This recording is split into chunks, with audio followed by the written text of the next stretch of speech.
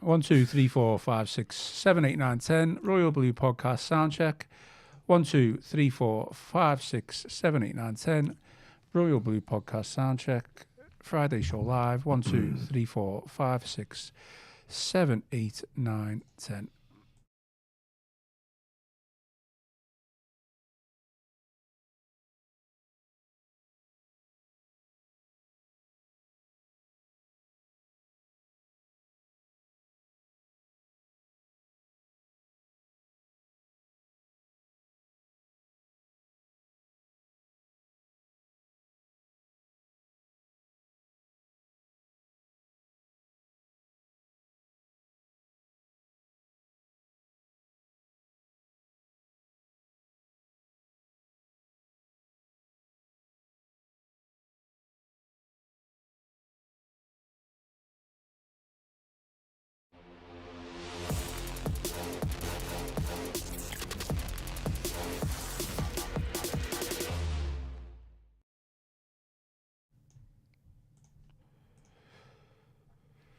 It is the Royal Blue Podcast. It is the Friday show. It is the final show of the week ahead of the 247th Merseyside derby. We are live on the Royal Blue YouTube channel. I am your host, Ian Croll, and joining me in the Royal Blue studio today to talk all things Everton, we've got Chris Beesley. Chris, how are things? All good? As good as you can be, I guess, 24 hours before that fixture, yeah. I was going to say looking forward to it, but no, don't feel like David Moyes in his pre-match press conference. When he was asked, did he enjoy Derby? He said if he's honest, he can say that he did. But yeah, there's plenty to discuss anyway. But yeah, I'm okay at the moment. Yeah, absolutely. I can quite honestly say in the run-up to Merseyside derbies, I feel absolutely nothing. I just feel numb to it. There's not like no enjoyment. There's not even any anxiety towards it. It is literally just numbness. Sat next to Chris, we've also got Connor O'Neill, who we can thank Connor for the fact that we were late to this live stream. I do apologise. Unfortunately, some of us were doing some work, and that was why I was late. But is this not work, Connor? I do apologise to our loyal listeners and viewers that we were late starting. It was my fault. But when you started off there by saying this is the final show, I thought you had an announcement to make that we hadn't been informed about. Wow. I was thinking, where's he going here? Like, I thought I'd tease. I'm glad you did pull it round just off this week. Off the week, yeah. Yeah, I think it's a strange one today, isn't it? Because obviously it's the Merseyside derby, but probably the most predictable stroke, kind of least G'd up preview show that we're probably ever going to do. Or do this season. I'll try my best to entertain everyone. Because I just think, it's Everton going to Anfield and we're all long-suffering Blues, aren't we? And we just all kind of know we all kind of have an inkling what will care tomorrow because we are so used to it now. I mean, I know did win there a couple of years ago, but it's largely been quite miserable. And it's quite telling, isn't it, that in my lifetime we've only ever won twice there. So I saw our colleague Matt Jones, what did he put on X when he was going about... What score would Everton have to be? I'm trying to paraphrase what he actually said. What score would Everton have to be winning for you to take a draw at Anfield on Saturday? It's like, oh yeah, he said he'd shake on it now if they were 2-0 up after 90 minutes. Maybe that's a bit of he's having a bit of fun with that one. Again, but yeah. It's about being too predictable. You go back to the one we did win a couple of years ago. Obviously when. Under Carlo Ancelotti, and I was not convinced we were going to win even when we went 2-0 up. I was still sat there a little bit nervous at home. So it was only in the full time whistle went that you could actually start to celebrate because we've seen it all before, haven't we? Everton go to Anfield. Even then, it was a damn squib. You weren't really able to celebrate properly because no one was in there. Well, you wasn't, but I still celebrated at home. I have one too many drinks and stuff like that. But I just think it's one of them, isn't it? I think because we've become so accustomed to what we have. When Everton go to Anfield, no matter what position Everton find themselves in. Certainly, you think of David Moyes' first spell. I think we probably might get onto this, but there was a lot of times where Everton went there, probably as the favourites and the better team, and we're doing better, but would still find ways to lose. I think that's the big thing, isn't it? You think back to the Marco Silva one, don't you, where Everton were absolutely brilliant, and they still found a way to lose. When Origi scores in the last minute. So, yeah, it's one of them, isn't it? I think it's become so predictable that we kind of almost all half expect and know what's going to come before it does. Just quickly, sort of backing up what Connor said there. So another way of looking at it, he says obviously won twice in his lifetime. I'm 46, and the last time Everton won in front of fans at Anfield, I was 20. So there you go. Well, it's nice to see that we're all being positive about the... No, yeah. Apologies to our viewers and listeners, but I think they all know where we're coming from, because I think we all understand and accept the position that Everton find themselves in, don't we? Well, we're in a good position. The due one. We're in a positive position. How many times we said that, though, over the years? Like, you know, I think the big thing is, though, is that, we'll get onto this, but we do have a chance compared to recent years. That's what I like, Connor. Positivity. No, because I think we have a chance. I think in recent Well, they years... do have a chance. They should have, yeah. In recent years, you know, certainly you think back to like when Frank Lampard took the team there and we were battling relegation, and we're going to be a lot more competitive, you would hope. Yeah, and Sean Dyche went on that Monday night game, didn't he? And, you know, started Ellis Sims up front, and it just kind of felt like this was going to be a long night before it even got underway. And, you know, in recent years, we've kind of gone there and we have been on the back, very much the back foot, because before we've even got off there, given the golfing class. And look, there still is a golfing class between Liverpool squad and Everton squad. You can't deny that. But in terms of quality, certainly in the starting 11, where if Everton put their best starting 11 out, it's much improved from the last couple of visits we've made, that's for sure. Okay, well, we are going to get into it, but today's agenda, plenty to get through, following David Moyes' pre-match press conference with some potential injury concerns ahead of the 12:30 kickoff. There are, however, no concerns with our official sponsor, NordVPN. To get the best discounts off your NordVPN plan, go to nordvpn.com/EFC. Our link will also give you 4 extra months on a 2-year plan. There is no risk with Nord's 30-day money-back guarantee. The link is in the podcast episode description box. And as always, give us a thumbs up, drop us a like, and subscribe to the channel. Your support is greatly appreciated. Chris, I was going to say let's get the negatives out the way, but we've already started. We're going to slowly build up to the positivity. This is what I'm like the aim of the podcast. And then we'll finish with predictions now. Yeah, and then just bring us back down to earth. Well, I predicted the 1-1 draw on Wednesday, so I'm going to stick with that. I'll give my prediction right away. This is probably the first time in a long time where we've actually recorded a show following a David Moyes press conference due to resource and work commitments. We usually do the Friday show before. So it's nice that we were able to react to what David Moyes had to say. And interestingly, we were speaking about this before we came on air, that he was asked about Mykolenko, Branthwaite, didn't really give a massive update, just said that, you know, probably not going to be fit. But he also referenced a couple of knocks to other players as well. Moyes didn't elaborate on those other injuries, and he wasn't even asked in the press conference. So we're hoping that we can get some information with regards to that over the next couple of hours. But more injuries to potential players, I mean, it could be a concern. Yeah, of course. As we were saying, our own Joe Thomas was there, and he's part of the embargo section, so it may well be that he has an article going up later tonight, which will reveal more. But certainly on the top table, the bit that you see on your television or whatever, on YouTube when you go in, it wasn't mentioned in that. Even though it was Moyes who brought it up, he was asked about Vitaly Mykolenko, who obviously missed the first 2 games of the season, then played against Mansfield and Wolves, pulled out the Ukraine squad and then missed the Villa game, and then Jared Branthwaite, who hasn't kicked a ball all season with hamstring injury. Given that, I don't know, I'd suspect Mykolenko's probably got more of a chance than Branthwaite for tomorrow, unless Moyes has something up his sleeve. He seemed, certainly last week ahead of Villa, he thought Branthwaite had a little while longer to go. And as it was referenced actually in the press conference, to be fair to Michael Keane, and as we mentioned earlier in the week, he's actually done well in Branthwaite's absence, so perhaps rather than rush him back, wait and see anyway. But in terms of these unspecified knocks, he'd said at Villa, didn't he, that Iliman Ndiaye was carrying one, but he ended up doing very well, despite failing to score against Villa. So it'd be interesting to see where that is. It's not what you need. Obviously, going to Anfield's going to be tough enough as it is, facing a squad of their pedigree, and as was asked by Moyes, I'm sure we'll come on to this, the money they've spent. So we just have to wait and see. But yeah, you just want to have your strongest 11 going to Anfield, because as Connor's alluded to, and as I think you've said yourself there, if we look at what they've actually got, those 3 attacking midfielders that they've got, that triumvirate of Kiernan Dewsbury-Hall, Jack Grealish and Iliman Ndiaye, if he's fit, that's actually somewhere where you feel that, if Everton are going to cause Liverpool problems, that's where they could do it, in those areas. And it is a bit different than previous trips to Anfield, where it's been backs against the wall, and that you've actually got players who can genuinely get at Liverpool if they're fit.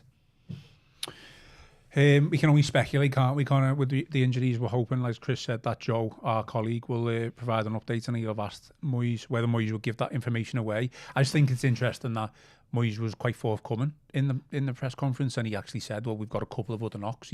Normally he wouldn't say that, and then no one in the press conference actually jumped on to ask him who could be unavailable. Could also be a bit of kidology. Well, he kind of did that last week, I guess, with Ndai, didn't he? Said he was a doubt, and then he played the full 90 minutes. Yeah, so it could be a bit of kidology. We don't know, do we? Look, the thing we've got to look at, and last week is a case in point of, we won over 11:15 tomorrow, won't we? You know, because like you always said, about the facts, isn't he? Well, no, it's true, isn't it? Because last week everyone was getting into a frenzy because they were, distraught at the fact that Mendy wasn't going to play against Villa, and it was the end of the world, and the world was caving in. 2:15, there he is in the starting lineup, and like you say, goes and plays the full match. So, you can't read too much into it. I mean, like Mikalenko, for all we know, Mikalenko could be back in the squad tomorrow. Because he didn't rule him out, did he? Completely Didn't rule say him out. anything really, no. So, although he wasn't pictured in the training pictures, was he? From what I can gather. They can easily leave people out the training pictures, can't they? So, I actually think as well, it'd be a massive, it's a massive blow when Mikalenko doesn't play because he's the only recognised left back we've got. But I do think as well, he's actually done quite well up against Salah, hasn't he, in recent years? And I think that will be a massive blow tomorrow if he doesn't play because although Salah always scores, I've got to point that out, you often come away thinking Mikalenko done really well there. Even the one this year, the one in February, Goodison, I thought Mikalenko was brilliant. I know Salah scores the second, but it was a bit fortuitous the way the ball bounces up to him. But I thought Mikalenko was brilliant, so that would be a double blow, I think, tomorrow for Everton if he doesn't play because he's been so good against Salah in recent years. And I think Mikalenko, tomorrow's the perfect type of game for him, isn't it? Because all he's got to do is defend. Yeah. There's not going to be a massive expectation for him to get up the pitch and get beyond Jack Grealish and link the play. He's going to have to defend because Liverpool play the way they do with the three forwards. And I think that suits Mikalenko more than having to take the initiative and get up the pitch. I think he's more naturally suited when he just has to defend. So that would be a blow. But like I say, until 11:15 comes tomorrow and the team sheet drops, who knows who could play and who couldn't play. And for all we know, David Moyes might have something up his sleeve in terms of a different tactical approach. He might be working on a plan. You just don't know, do you? But I think he'll take heart, Moyes, from how well Everton done at Anfield the back end of last season. Because as we all know, another night we should certainly go ahead when Beto misses the chances that he does. The goal probably was offside if applying the letter of the law. You could say we've done our done today, but just the general performance I thought was quite good, and I think he probably will take a half from that. That's the thing. I think we're saying we need to be competitive tomorrow in this game coming up, but we were competitive last season in both games, so there's no reason why we can't take the game to them to an extent, which we'll come on to with the approach. Chris, I've got a stat here which our sports editor Paul Wheelock provided to me. Before we came on, and Paul Wheelock, who also comes onto the Royal Blue podcast, he is a Blue, but he did say that Moyes has not won in 22 visits to Anfield with 4 different clubs. So this isn't just an Everton thing with Moyes, is it? It's been with Sunderland, it's been with Manchester United, it's also been with West Ham. Liverpool well and truly have been a bogey team for David Moyes throughout his career. So what you put that down to? Well, first of all, Paul got that stat we got that from my article. That's where he Your got stats, it from. sorry. But yes, but I can't claim to him. It's not.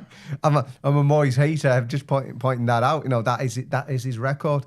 And if we all remember, I think it was actually when he went to Manchester United. A certain well-known bookmaker known for their stunts had a mock David Moyes statue outside of Anfield saying for services to Liverpool Football Club or something along those lines. I'm sure I don't need to point out who that was.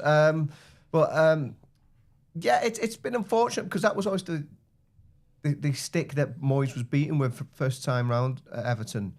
Incredible record. We've said on this podcast, in the circumstances, you could even go as argue as building a strong case to say Moyes is the only manager who's shown he can effectively manage Everton on a long-term basis in the modern era. But despite those 9 top 8 finishes, including highest ever Premier League position of 4th for Everton first time round, he never won away at Liverpool, he never won away at Manchester United, he never won away at Chelsea, and he never won away at Arsenal. So that's something that he'll obviously be desperately trying to improve upon. And as you've mentioned in those subsequent trips, I mean, I think he only had the one with Manchester United, but with his other clubs, Manchester United, Sunderland and West Ham United, he didn't get a result there either. It's a long time. On the one hand, Liverpool have always been really strong throughout that. Obviously, they've waxed and waned to a certain extent, but the most consistent side in the top flight of the last 60 years, they've never finished lower than 8th. So it's always been a strong Liverpool has been coming up against. But you'd have thought, as manager, as long-serving as him, only Wenger and Ferguson have done more games in the Premier League now, that he'd have got at least one win there. You'd have hoped. This is probably one of it. Everton is still very much underdogs for this game, and rightly so. Liverpool are the reigning Premier League champions, and they won last 4 Premier League games with a goal in the last 7 minutes. That's something else to come on to. But this is probably one of his better chances. I'm not saying that he's going to win, but given what he's got at his disposal, Liverpool just played a Champions League game against Atletico Madrid midweek. Everton have had a week to be fresh after Aston Villa. So given the signings he's made this summer and the way that the team are playing, he can certainly build upon those competitive displays from last season. So yeah, I think on the whole, in answer to your question, I think he's probably been unfortunate in some extent that he's always been up against a strong Liverpool, but so many visits over so many years, he'd have liked to have thought he could have nicked one at some point. Chris is right. Obviously, any time we've played Liverpool over the years, you could definitely argue they've always had the better players, the better team. However, there has been times, certainly before Jordan Moyes' first stint, and then following on from Moyes, where we didn't get the win.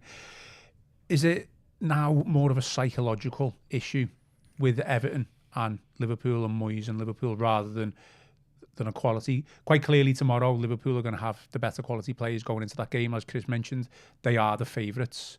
So I think we can all accept that. But there have been occasions where we think we should have won that game, and is that because we've let ourselves down from a mentality point of view? Possibly. Certainly, I think in Moyes' first spell, there was times I think where the mentality, certainly psychologically, because obviously he famously didn't win any of the top 4, did he? That was a record that haunted them in his first spell, and not helped by the fact that Roberto Martinez went at Old Trafford, didn't he? And it was 4 months or 5 months into his spell in charge of Everton. I think there has been a psychological blow, issue, certainly when Moyes, the back end of Moyes' first tenure. I just think in recent years they've just been so much better than us, haven't they? Better players, better squad, totally different position in terms of they've been going for league titles, whereas Everton have been battling relegation. Do you think twice Everton have gone there in the depths of a relegation battle? Certainly the one when Frank Lampard took the team there. So I think that there's certainly elements of psychologically from Moyes' first spell, but I think in recent years, I think they've been better than Everton, haven't they? In every department essentially, and Everton have kind of gone there with the intention to just hang on in there and see how long they can go. That's what you'd like to see tomorrow. Maybe a bit different to actually go there and take the game to Liverpool a little bit. Look to get on the ball. Look to don't just hang on. But there has been, I think, some near misses, hasn't there? I think certainly Moyes' last one when the last derby he took charge of before he left to go to Manchester United. That dull nil affair.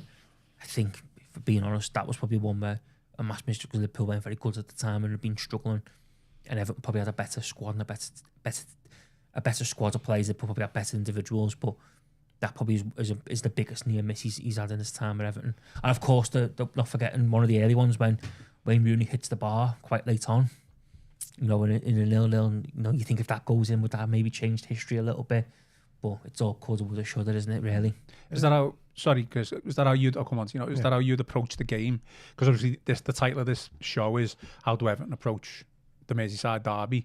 Liam, EFC, straight into the comments at the start of this show said it's a good question. How do Everton approach a tough, hostile stadium where we've had little success over the years? I think there's a lot of debate about whether Everton should sit back and play them on the counter or get in the faces, get at them. You've got to do a bit of both. Yeah. They've obviously got to. There's going to be a spell tomorrow where Everton are going to have to sit and soak up pressure. Like, that's inevitable, because Liverpool have shown this season they had patches and spells in games where they look really dangerous and they put teams under pressure. So Everton are going to have to soak up pressure at some point tomorrow and defend them, probably defend a little bit deep. Would that free up opportunities on the counter-attack? Possibly. Have they got to get in Liverpool's faces, make things awkward and difficult? Yeah, of course they have, from the offset. You know, like, they can't give them too much respect, and they've got to make it much as uncomfortable as they possibly can. And the biggest thing I think Everton have got to do is they've got to stop Liverpool scoring early. I think if Liverpool can score early and get off to a good start, it could be a long afternoon. They've got to stay in the game for as long as they can and hope if they get an opportunity on the counter-attack, they take it, because that's the one big thing I think in recent years where Everton's visits to Anfield is they've had some good chances to either go ahead or draw level, and they failed to take them. And that's got to change, because you might only get 1 or 2 chances at best, and you've got to take them. You think of Bournemouth the other week when they played Liverpool, I think they had 3 chances and scored 2 goals.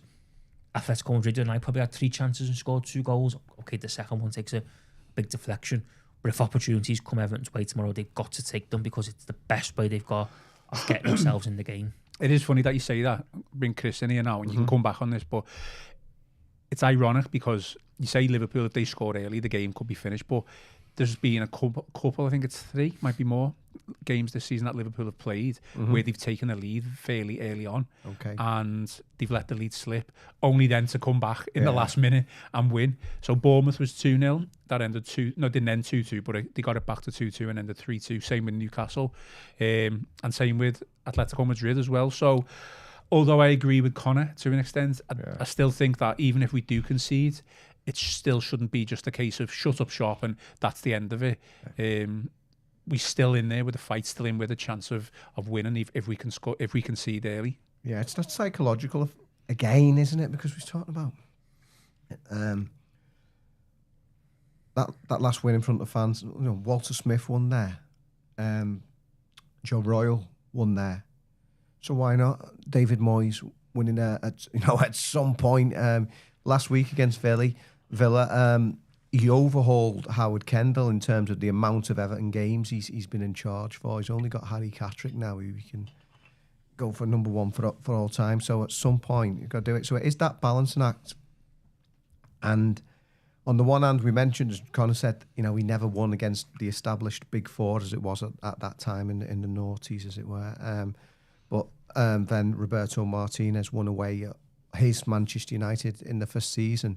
But then on the flip side of that, Moyes never got battered 4-0 at Anfield the way Martinez did twice, didn't he? I mean, one of those was, I think Liverpool declared, basically. It might have ended up about double that if they'd have really been up for it, and they took the foot off the gas, as it were. So it is that balancing act. But it's become a psychological thing when a whole generation of different Everton players haven't won at Anfield.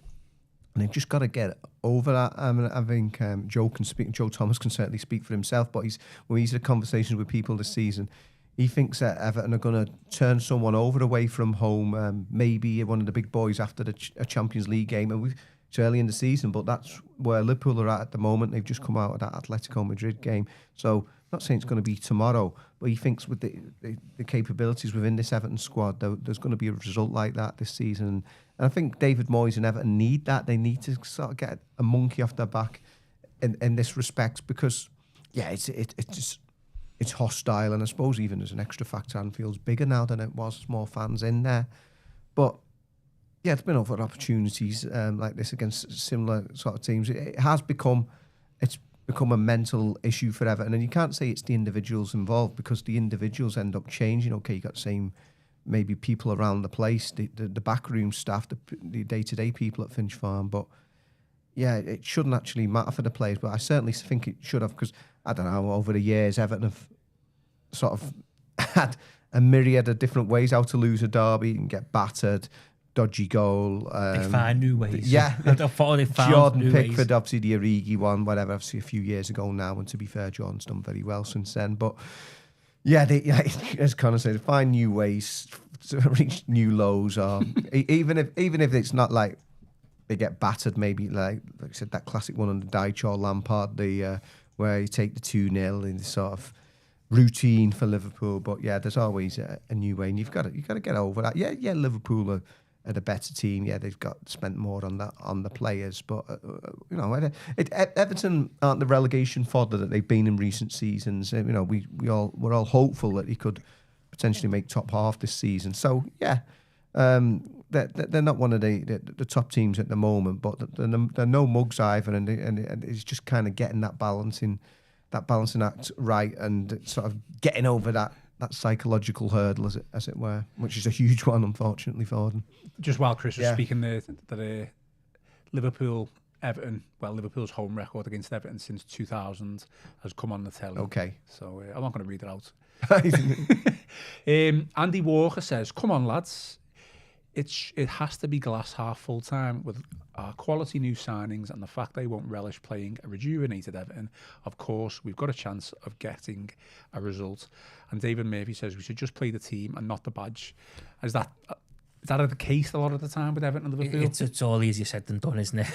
I'm sure we've said this for years, and Everton history tends to repeat itself. Look. You've got to be optimistic, and you've got to go there believing you can win, because there's no point in going as otherwise.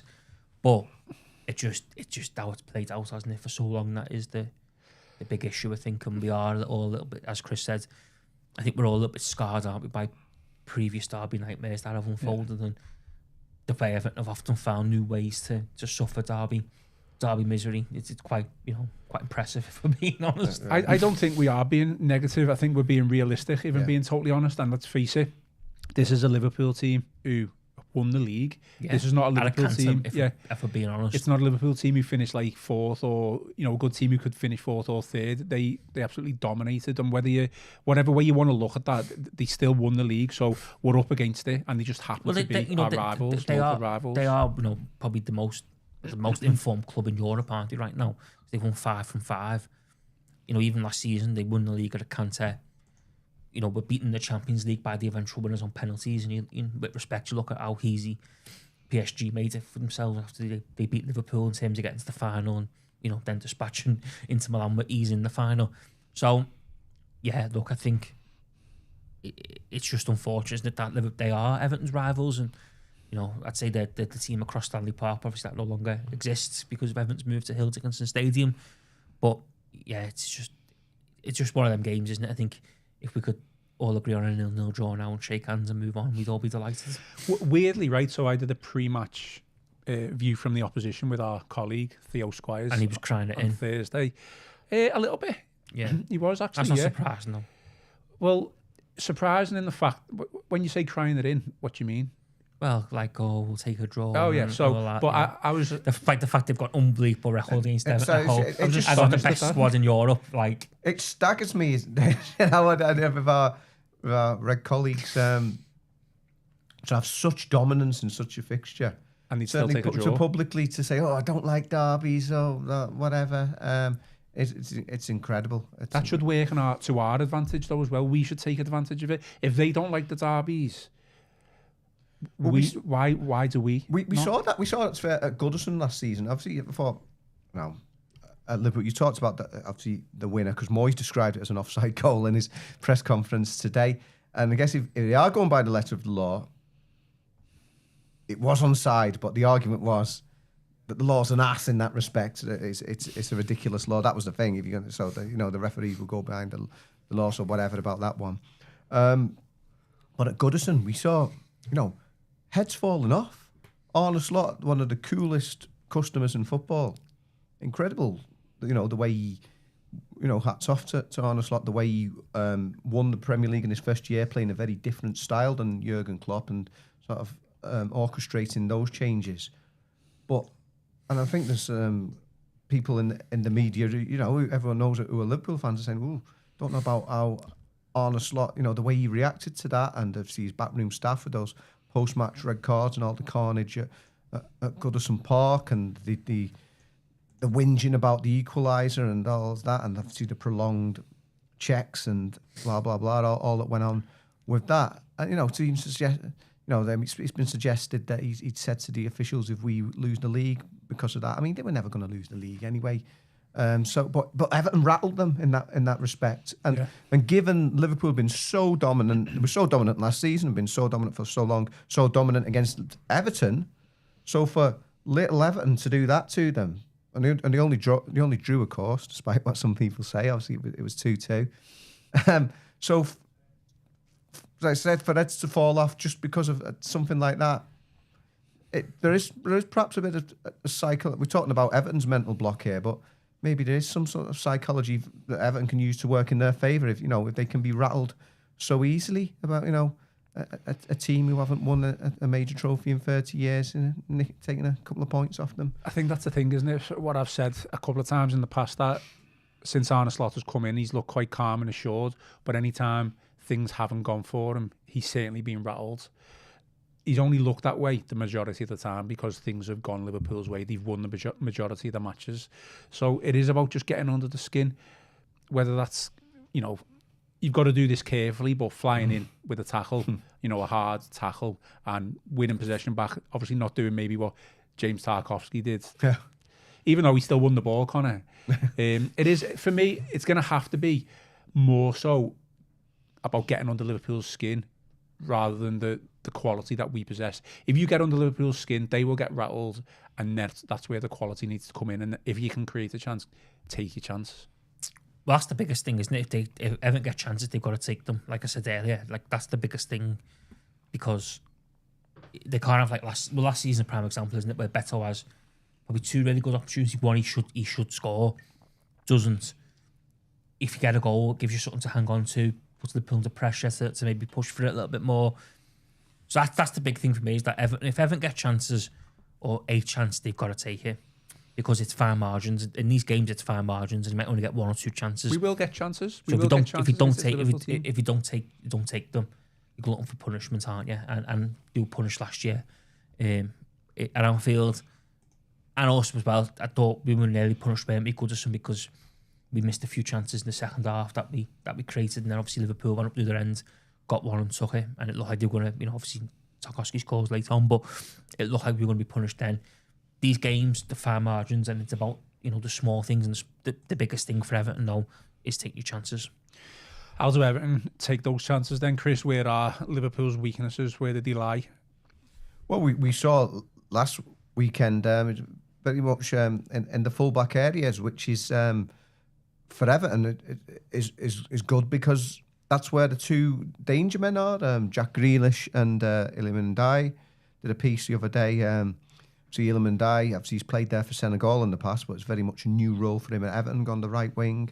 But so take a look at that one in the Echo, how some of his numbers compare very favourably about Mohamed Salah this season. Obviously Salah's been the main man, but not just for Liverpool, but in the Premier League for a number of years now. He's the absolute benchmark of excellence. But Ndiaye can ask a lot of questions. We saw, the fact that Arne Slot took the Kirkus, the new left back off, 40 million left back off in the first half at Burnley, and brought on old Andy Robertson, to shore up the defence. He is now, isn't he? He's 31, isn't he? Officially a veteran in football terms. So that, and then on the other side with Trent going, they had a midfielder right back there. I'm going to attempt to pronounce his name, and not as astute as this as the Red lads. Who's this? Dominic. Szoboszlai. Yeah, that one.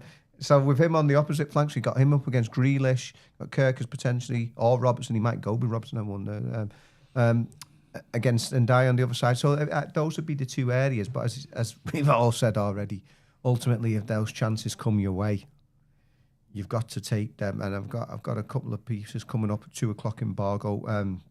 We can't go into the details at them at the moment because they are under embargo.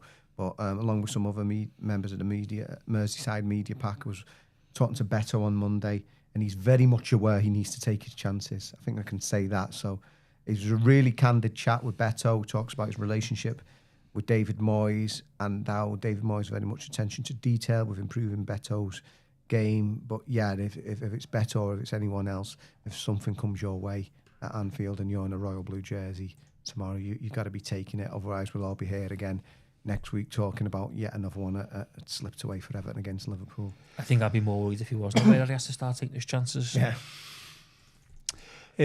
Just sticking with Ndiaye and Grealish, because I want to kind of come on to Michael Keane as well.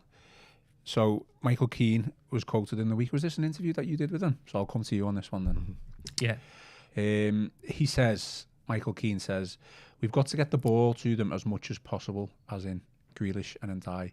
There are danger men. We are lucky to have them, and we need them to keep playing the way they are.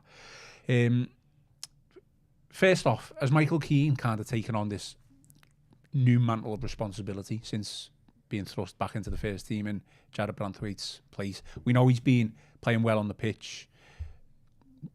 The team has kept a couple of clean sheets, and he's definitely been pivotal to that. But is there a sense that he's kind of grown into the role even a little bit more and coming out and speaking to the media? And I know he does that anyway, but just stuff like this, saying we need to get these our creative players on the ball more. I think in fairness, Michael Keane's always been open and honest, and Chris will back me up on this whenever you get the chance to speak to him. He's always been open and honest, said it as it is. I think he was very open when he kind of got frozen out by Frank Lampard a couple of years ago, and he addressed that in quite detail about how it was tough for him and stuff like that. He was always found it really open and honest, and he was open and honest again there in terms of talking about Grealish and Ndiaye. And he's right, isn't he? That Everton, I've got to get the ball to them. It's as simple as that, because it's all well and good saying Jack Grealish and Ilman and Ndiaye are Everton's danger men and they can make things happen. And look, I don't think anyone has quite got Everton fans excited like Jack Grealish just when he gets the ball and people get on the edge of the seat because they're just expecting something to happen. But it's on Everton to get what's on David Moyes' side to get Grealish and Ndiaye the ball in areas in which they can make an impact and cause damage.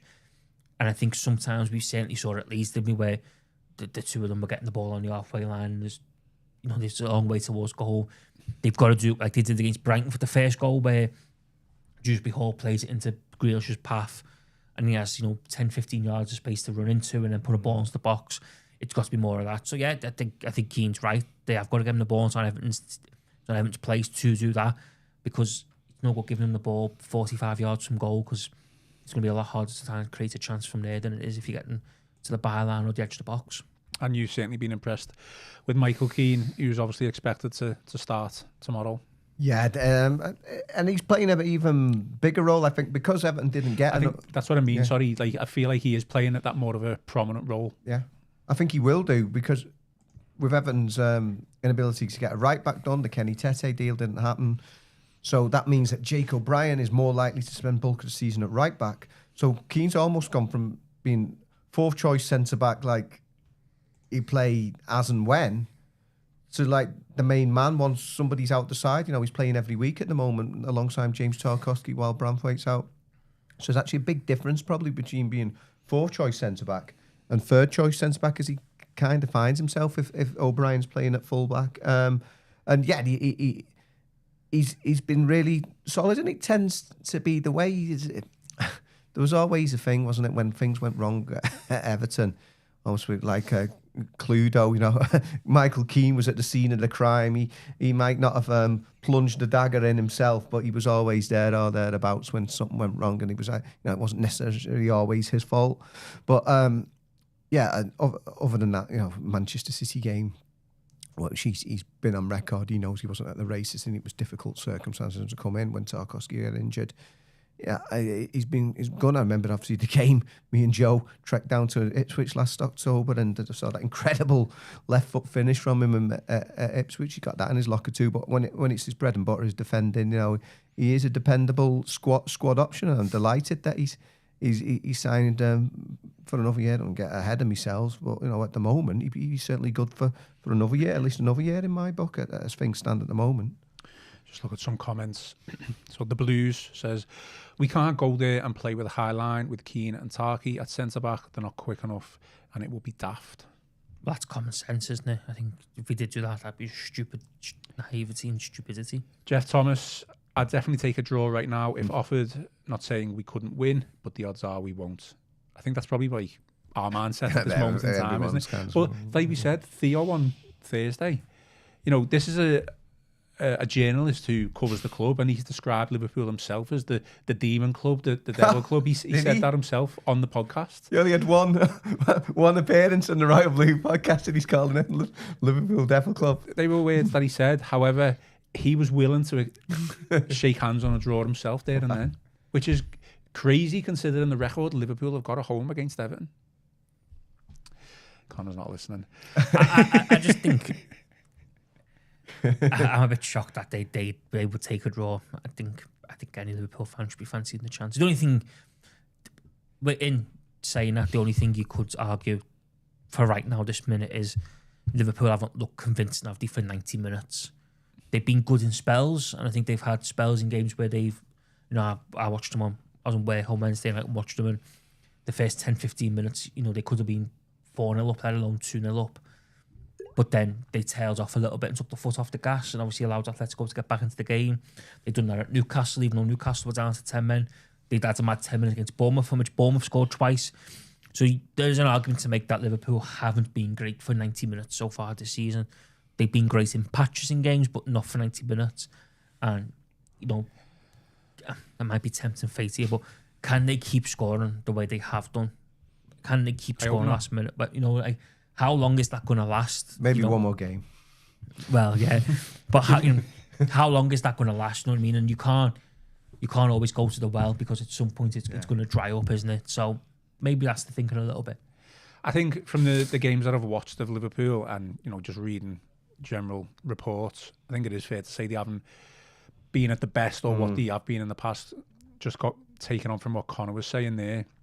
However, you could also argue, whether you agree or not, they have had a bit of a tough start to the season in terms of the teams that they played. I mean, Bournemouth, Newcastle, Atletico, Arsenal, that wasn't even going to come into my mind, but Arsenal, yeah, without a doubt. So, yeah, they played tough teams. So where would you place Everton within the other opposition? Because, you could argue, like you say, Liverpool have had a tough run, but they've still come through it. So where do Everton fit? But derbies are always different, though, aren't they?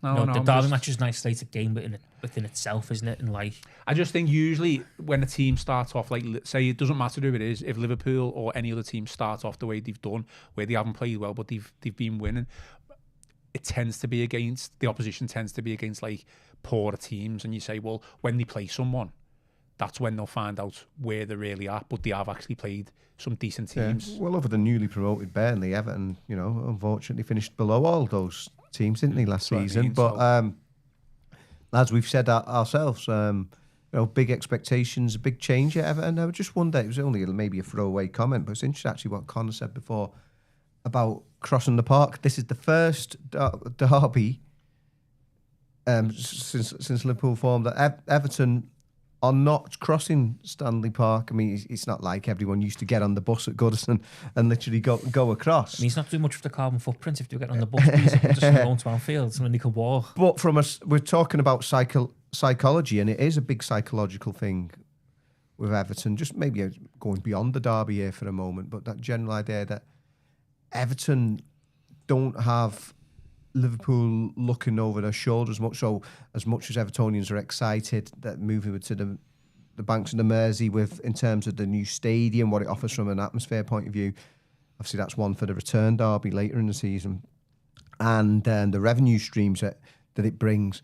But I know there's been at least one high-ranking member in the Goodison Park, so say Hill Dickinson Stadium corridors of power, who thinks that physical move, albeit only of 2 miles, so you're not like 800 yards from Anfield, could actually be in Everton's favour. So I wonder if that can sort of play out. Just not having, you would look up from Goodison and you'd see Anfield there up on the hill, whereas now there is that geographical distance. Would that also provide some sort of psychological gap between the teams that they're not quite so? I mean, on the one hand, I'm going off on a tangent here, but Everton and Liverpool have sort of spurred each other on over the years. Obviously, it's been different this last generation. Liverpool have moved miles ahead, but sort of having that rival there has helped each other. But I wonder whether being released of those shackles can help Everton tomorrow, and just help Everton in a general sense, in that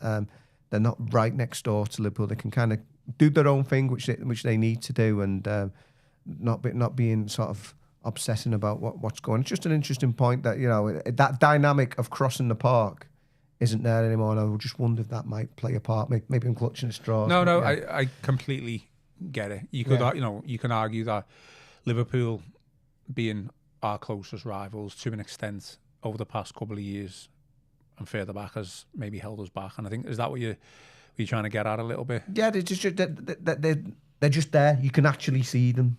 Whereas now it's like everyone's excited being on the waterfront. You know, it's still very much two intense rivals within the same city, but maybe not quite as on top of each other, as it were. Will that just sort of help Everton to be, because Everton have had this rich, unique history, but been unable to replicate that for a long time now. Can they actually look forward to the future and just get on? Well, I think a lot of Evertonians do this anyway, but just being Everton and just not obsessing about what Liverpool are doing, because unfortunately for Evertonians, they're very much in the ascendancy and have been for a long time now. Just one thing, Connor, as well, I'll just make reference to what was brought up in the press conference. Moyes was asked about whether he was envious of the money that Liverpool have spent this summer, and I think that all coincides kind of a little bit with what Chris was saying as well. Obviously, we've had our money issues, PSR, etc. Liverpool, we know, are in another stratosphere when it comes to stuff like that, and the money obviously that they've spent this summer has been extraordinary, whether you look at a net spend and what they've recouped as well. But he said, this is what Moyes said, you need to earn the success to be able to spend more, and Liverpool are entitled to spend it. However, he did note that Liverpool have spent more money on one player than the cost of Everton's entire squad as well. So, I mean, I guess we've always known how big Liverpool have been from a commercial point of view. Now, because of, I don't want to make this a PSR conversation, but it comes to the fore with regards to PSR, because you need to fall in line with what PSR allows you to do, and quite clearly Liverpool are able to spend pretty much as much as they want because of the revenue that they bring in and the success they've had. The pride, the All Stars for the 2017. You think they got the Champions League final for the first time? Was it 2017 or 2018? They got the Champions League final for the first time. Then they lost to Real Madrid. Obviously, eventually go back in 2019 and win it against Tottenham. And since then, they haven't looked back, have they, really? I don't think it's anything new, though. I think this has always been the case. I just think because of like the commercial they've side been of the clever game as well, haven't they? When they've sold players, they tend to sell them at the right time for the right price, or sometimes maybe a price that Coutinho money in it. We didn't. Well, even some of the fringe players they've sold, haven't they, for 10 million a year? Big money, isn't it? 15 million there. Yeah. You look how many players Everton basically, them types of players for Everton run the contract down and go for free. Yeah. And that's where it's about strategy, isn't it? And strategically thinking about things. And I think Everton's issue has been that for too long I don't think they really had a strategy, and the people coming up with the strategy have changed and moved from pillar to post, because people have what you think of Steve Walsh first coming in as director of football, then he was gone. Marcel Brands comes in with a different approach, a different philosophy, then he goes. Obviously, he didn't even appoint a manager in terms of Rafa Benitez, so kind of probably found himself a little bit redundant. Obviously, Kevin Felwell comes in, but by the time Kevin Felwell gets to the football club, we're starting to feel the effects of PSR, so he has to come up with a strategy and a philosophy that is based around that, in terms of getting people off the books and raising money. And it's what the last kind of probably 8 to 10 years have been is one club who's been properly run and got a clear strategy, and one club that's just been an absolute mess. And Everton have paid the price, haven't they? Because they've had to sell players, they've lost. But you think of Richarlison as a prime example of someone who probably didn't want to leave the football club.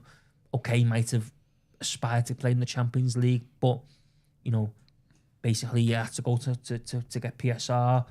There's just been a lot going on, hasn't there? And now I think and hopefully we're on a better even keel to move forward, and hopefully we're past the worst of what we've seen in the last few years. But it just feels like the last few years we've really saw the kind of evidence, haven't you, of the mess, and the fact we've had to do a bit of wheel and deal and not be able to bring people in, and it's just been a mess. Yeah, David Moyes actually said Liverpool have earned the right to spend that money, like he said, in terms of what they've achieved, and that's what PSR does. And hats off to Liverpool, a really slick operation. I don't think there's anybody better in world football at getting mega money for Deadwood, for players who are surplus to requirements. They are the absolute masters of it. They've raked in, I don't know, tens of millions on players who they had no intention of being part of their main squad, and that's the reason why, even though they've had a record spend, 440 odd million, whatever it was this summer, the most ever spent by a Premier League club in a single window. That's been part of that has been because their net spend is brought down by all the the sales that they got, and it's not even like they said, okay, Luis Diaz went, but it's often not players who were part of that main pool. It's just getting big money. I mean, look at Kelleher. He was always understudy to Alisson. He's just the latest in a long line of reserves and bit part players who they've got big money for, and they've convinced other clubs. It's almost like you've got that Liverpool brand of quality. Get a Liverpool cast off, they'll be all right. And they've done that. They've done that better than anybody. And that all goes into the pot when it comes to the money that they get back, and helps them to, they've those record breaking fees they spend. It also comes down, doesn't it, to managing your squad, because you think in recent years Everton probably had players who perhaps going into the final year or 2 years of the contract who were bit part players who, they might have got 5-6 million quid for instance. But because of the PSR restrictions, because of the battles that were going on, there was probably an element of, well, ideally we could probably cash in and get 6 million for him, which is, not a bad return. We'll probably sit there going, but if we lose him, we're going to be able to bring anyone in, and we're going to be able to bring anyone in who can do the job. And that's all of a sudden comes into the thing. See, that's why you end up with people like we just saw in the summer, where X number of players are leaving for frees because you haven't been able to, allow them players to leave. For instance, they could have maybe sold Decore not last summer, the summer before, for 10 million to Saudi, for instance. Yeah. Or Calvert-Lewin was the big one, because we were saying, weren't we, 12 months ago, do Everton let his contract run down, as what happened? And I said myself, at that time, I thought he was too valuable for Everton to let him go and get a little bit of a fee and let him go for the summer. I know Dom ended up having a disappointing season last year, injuries again, but yeah, that's been part of the mix, hasn't it? It's been, like I say, it's been one big mess, hasn't it? But hopefully now there is light at the end of the tunnel, and we're seeing Everton in a different way now. They operate, and the players they've been able to bring in this summer perhaps hint that a brighter future could be on the horizon. Okay, just refer to some questions, read out some questions before we come on to team selection and then predictions to finish off. So Jay says, I think we've got the players to keep the ball, get us up the pitch and frustrate Liverpool with winning fouls. Puta says, stop the pessimism. They don't like it, up them. Yeah. Psychological projectionist says, for the first time in a while, I'm confident that we are not going to be hammered. We could even sneak it, but I'm taking the draw. That's ultimately. Yeah. Roy Nixon says they had a tough match the other night, and even though they have won all their games, they don't look great. Be positive, get stuck in, and there's no reason why we can't win. It's almost like saying to us to get stuck in, and he's referring to the players. Bring your boots. Is that you and Joe having a little pre-match tussle with Ian Doyle and Paul Gorst? Is that what we're suggesting there? Little pre-derby set the tone. Little Chris Beesley team talk ahead of the game. Well, me and Ian are the two veterans, aren't we? So we'll leave big tall Paul for little Joe to handle. I think weight tell you what, contest. that is like the biggest pass off I've ever seen. I've heard that. See, the bigger they are, you can't be using your age to get out to fight the youngsters, Chris. The bigger That's they not are, how it works. The bigger they are, the harder they fall. Well. So if you lay one on Paul Gorst, he will go down like a big tree, bang, straight down. This is escalating quickly, this one, hasn't it? I hope he's watching. I'll click it for him. Okay, team selection. Interestingly, I think the biggest dilemma that Moyes has got, I know there could be a couple of potential injury issues that we don't know about, but it's whether Roll comes in for Iraboomum. And you could probably, I wouldn't do this, but you could make a case for maybe Barry to come in over Beto as well, but I think Beto will be given a chance. No, I don't think it will. I still think he deserves his chance. And just purely based on the fact that he's caused Liverpool issues in the past. It's Beto. What did Carragher describe him as last year at half-time? Like he turned into prime Drogba, the way he was... Beto. Well, he did. He did, to be fair, that was like one area. A tough night at the office. The problem with team selection is we don't know the injury situation, do we? So it's really hard to I think make a guess, because for right now for this show we just go off what we know. And are we saying Michalenko's back in or out? He's not fit. Well, in that case, it's the same back five what started last week. That's not going to change, is it? There's no way he makes any changes there. It's the same 4-4 because Beto will start over Barry, I suspect, and Grealish, Dewsbury Hall and Dyer are all going to play. Yeah, so the biggest thing gets Roll or Jeff, I would play Roll. Jeff I Thomas would asked put that him in. question. I would put him in. He says, if Mikalenko isn't fit and Garner has to play left back, would you consider Roll starting instead of Tim? I wrote after Villa last Saturday. I felt like last Saturday was one of them moments where Roll has clearly done something. Well, we know he's impressed in training. He's clearly caught Moyes' eye because the first person Moyes turned to last week was Roll to change the game and have an impact. But it also felt like one of them games last week where Irabunum played himself out the team a little bit. So I didn't think he was great. He picked up a super buck, didn't he, just before half time for the tackle on the edge of the box. I think Roll will come in tomorrow if that's obviously because if Mikalenko's fit, James Garner goes and plays alongside Idrissa Gana Gueye, because Moyes will want the two of them to get back to what they were doing at Wolves, because as we saw at Wolves that was really effective. But yeah, I think Mail and Roll will get the nod over Irabunum if it comes down to that tomorrow. I mean, all due respect to Irabunum, Chris, but he did seem like the weakest part of that team in the Villa game. I do felt like he did start well and then faded throughout, hence why Moyes probably took him off. Roll looked, he didn't do anything bad or amazing. He just looked a little bit more assured. Yeah. You don't want, Tim Irabunum to start that game on Saturday and just be the weak aspect of that midfield. Interestingly, Gavin Cunningham in the comments says, we don't need two defensive type central midfielders, and he wants Grealish in as the number 10. Wow. He's put, this is his team, so he's put Pickford, O'Brien, Keane and Asnu with, Tarkovsky as well. Garner, Kieran Dewsbury Hall, Diblin, Roll, Alcaraz, Grealish and Ndiaye. He really is mixing it up, isn't he? That would be a tactical surprise, wouldn't it? I don't think Adam Asu is going to be playing left back tomorrow at Anfield. No, I agree with that. I would be... But if 11:15 that comes out, I would be blown away. Garner's done a decent job. It just stops him from playing. Respect it, obviously he's better than knock, hasn't he? So that's why he hasn't been to throw him in around field will be some baptism of fire. And I think if we're being honest, I think we saw against Roma, didn't we? Like, still got a little bit of a way to go to be up to speed. And you don't want to be putting him in against Salah, Gapco, and probably Ekatike, do you? As a back that, I can't see that. I really can't see that. One thing we haven't spoken about, which I won't go into, hopefully we're not speaking about on Monday, is the referee. Did you see Tony Scott's stat? He's got a decent... he's got, is he jinxing it, saying he's got a decent record? Everton have got a decent record. Yeah. We've only lost one of 11 matches. We can save that for Monday's post-match debrief. Yeah. The thing is, though, now, with that stat coming out, they've got to even that up, haven't they? So... That's it. Quickly move to predictions. England expects. What's your predictions? After all that, I think with the early kick-off, coming after their Champions League exploits, kind of what people have alluded to already. Is this a positive prediction, 0-0? 2-0 to Liverpool. I think we'll score.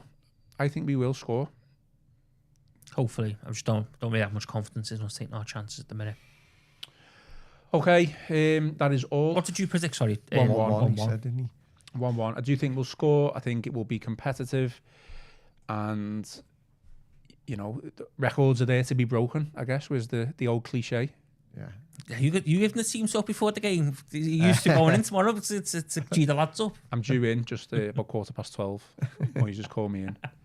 All right, just a reminder, to get the best discount off your NordVPN plan, go to the podcast episode description box. You will find nordvpn.com/EFC. Any final thoughts, lads, then, before we go? All good? No. Yeah, just obviously... Beto interview. Yeah, I mentioned that when 2:00 that's going live. And to be fair, there is also some very poignant stuff about Diogo Jota in that, because, of course, Beto was one of the Everton players alongside the other Portuguese-born player, Yusuf Chamiti, who's obviously now at Rangers, and club ambassador Ian Snowden, who paid their respects. So 2 articles going up at 2:00. Yeah, all can be found on the Liverpool Echo website. One very much about his relationship with Moyes and the fact he needs to score goals, and the other one obviously about Diego Jota. There is a very interesting new line in that one. And just finally, Everton women tonight against London City Lionesses. They've got the new Everton Women Hall of Fame, and the 5 initial inductees are going to be paraded in front of the fans there. So it's another big night for Everton women at Goodison Park. So maybe people can get down there and enjoy a bit of football there at the Grand Old Lady before taking in the derby on Saturday. Okay, I guess we'll see everyone on the other side, won't we? As we're going into battle. We are, Connor, that's what it is. Okay, enjoy your day, enjoy your weekends, hopefully enjoy the derby. I've been Ian Croll, joined by Chris Beesley and Connor O'Neill, and this has been the Royal Blue Podcast.